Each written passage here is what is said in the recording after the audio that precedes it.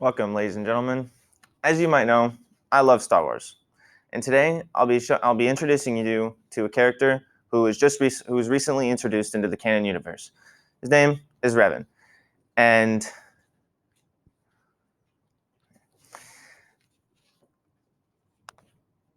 Revan was born 3,994 BBY and died 3638 BBY. He was a very headstrong and outgoing person, and this is one of the reasons why the Jedi didn't want to introduce him into the Jedi ways. One of his closest friends, Alec, was with him throughout his entire life and trained with him with the masters that he had, and the masters were Treya and Zar.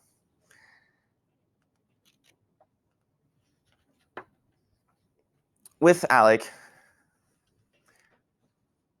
there was a Mandalorian Wars that was going on during the time, and the Jedi didn't want to go into the Mandalorian Wars to fight them because they didn't think it was the right thing to do.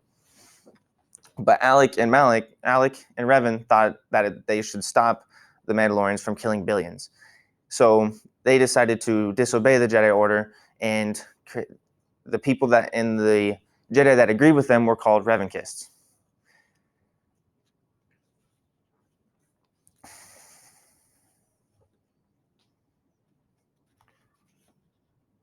While Malak and Revan were out searching, they found something called a star map, which was created by a race called the Rakatan Empire, and they ruled the galaxy around 20 million years ago. They used the dark side of the Force to use their machines, and they enslaved the planets that they found. They would even terraform entire planets like Kashyyyk. It didn't used to have those tall trees, and Tatooine as well. The inhabitants of Tatooine rebelled against the Rakatan Empire near the end of their reign, and they just decided to glass the planet and turn it into sand.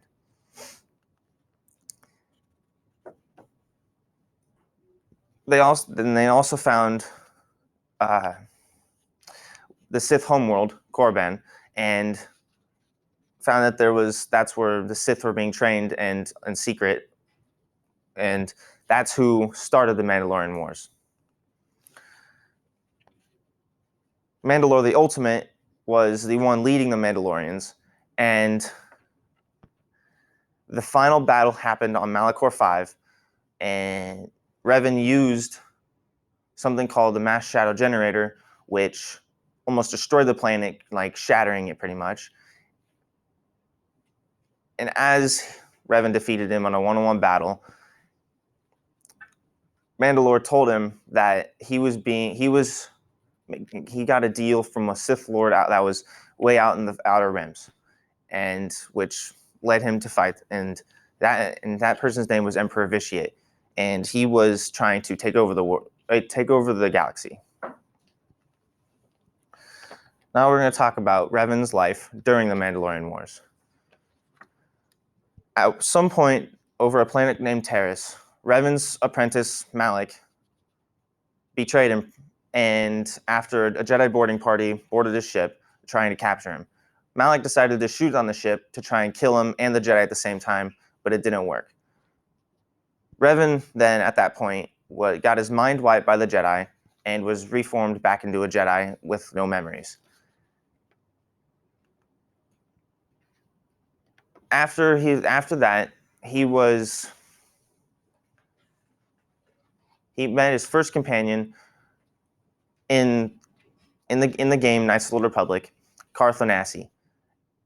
They crash landed on a terrace, and going through many different side missions and quests trying to find Bastila, the person who mind wiped Revan, they met a lot of different people. One of them was obviously Bastila Shan, Mission Veo, who he met in the underworld of Taris, which was not a good place to be, and there was something called rat ghoul, which was someone, it was like a disease, and it would turn you into like a monster pretty much. And then you have to use her, and then you have to find Zalbar after going through a Rancor. Then you meet T3M4 while trying to escape Terrace. You have to use him to get the like escape codes to be able to escape the planet.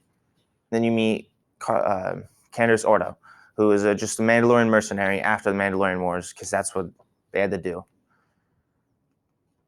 After you leave Terrace, you go to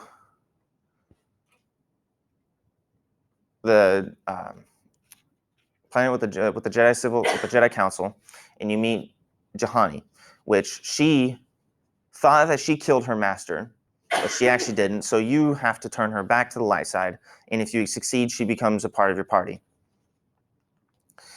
After you leave, you go to a planet, you go to Tatooine, and you find HK-47.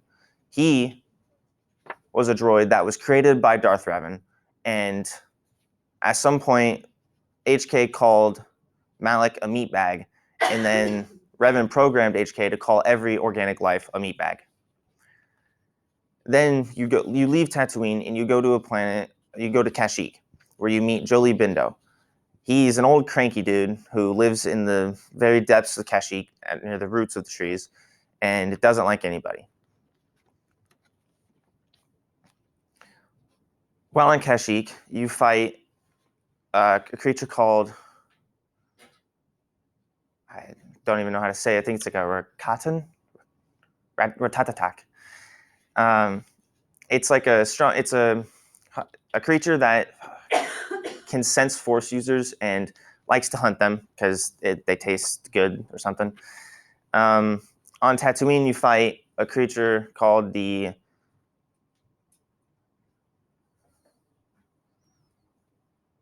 Crate Dragon, and you, after defeating it, you get to get its pearl, which can give you better upgrades for your sword, your lightsaber.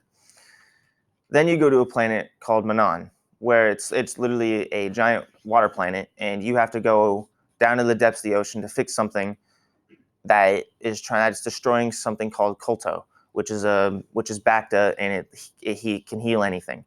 And while down there, the drill that was getting the Kolto awakened a creature called the Firaxan Shark, giant Firaxan Shark, which is an ancient creature that is that big because of the Kolto.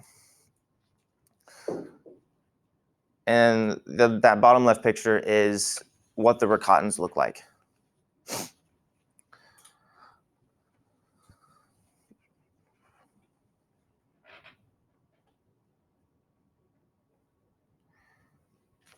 Now we're going to move on to the third point of Revans' life after the Mandalorian Wars.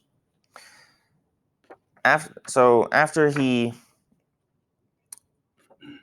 during the wars, he fell in love with Bastila Shan, and so after they created a family and had a son named Emish Shan. Revan, with his mind being wiped, his memories were mixed between Darth Revan and Jedi Knight Revan, and his memories like kept on coming back in flashes, so he'd get visions. And at some point, he saw a dark vision that he wanted to go investigate because he thought that it was important. So he decided to leave Bastila behind because he found out that she was pregnant with their unborn child. And so he left him behind and went out with only T3M4 and HK-47. While he was out exploring the planets, he got captured by some Sith troopers and was tortured for about 6 months, and then was held in solitary confinement for 3 years.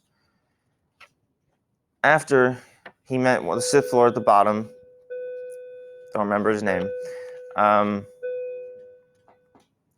that Sith Lord helped him escape because he thought that he was the only one that could kill Emperor Vitiate. After he escapes, he goes to a planet where he found that the Mandalorians committed like a mass genocide against a species known as the Karath. And he saw a vision there, along with a bunch of other Jedi that he was with, that there was one Mandalorian who tried to stop this from happening and wasn't able to. And the Mandalorian died with that species. He then put on that Mandalorian's helmet as to wear it as like a symbol that